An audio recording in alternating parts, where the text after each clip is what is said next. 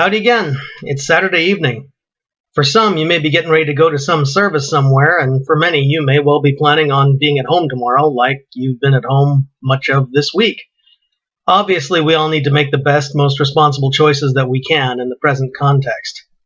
As many of you know, I'm a student and continue to do some broad reading, and I recently came across this account from Father Thaddeus Hardenbrook, an Orthodox scholar.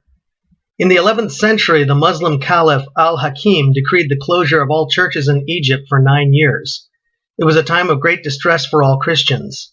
One day, the Caliph was walking through the streets where Christians resided, and he heard their voices praising and praying in each house. Then he said, "Open their churches again and let them pray as they please. I wish to close a church in every street, but today I discovered that when I made this decree, a church was opened in every home." I haven't been able to find this account anywhere else, but I also haven't looked into it particularly hard, and it makes an important point. While the church is the people of God, being the family of God, when we can't be together, we can still all enjoy the good fellowship with the Lord that He brings, and we should. There's a famous image out there, and it's been made into many paintings and stained glass windows. It's the picture of Jesus knocking at the door. And a great deal of devotionals have made use of this image, especially to non-believers, as an evangelistic tool. Jesus is knocking at your heart. Why don't you let Him in? The image actually is from the book of Revelation and is from the message to the church at Laodicea.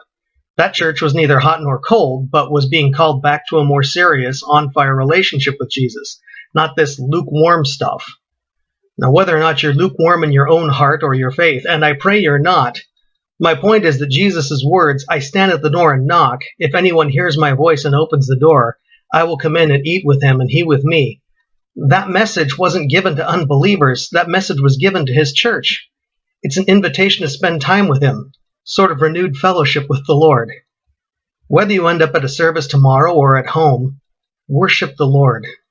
Let Him into your heart. Let Him into your home. Let Him into your time together.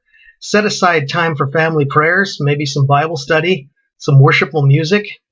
Join in with others in person or online, but above all, realize that Jesus has come to you, and He continues to come to you.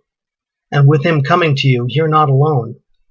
And with all of us in Him, connected to Him, we're never alone because we're never apart from Him, and in Him, we're not really apart from each other either. That's about all I got. Remember, no one is an island, and you don't have to be either. So call, write, wave to someone in the park. Keep pulling together while we're in this time of isolation. God bless.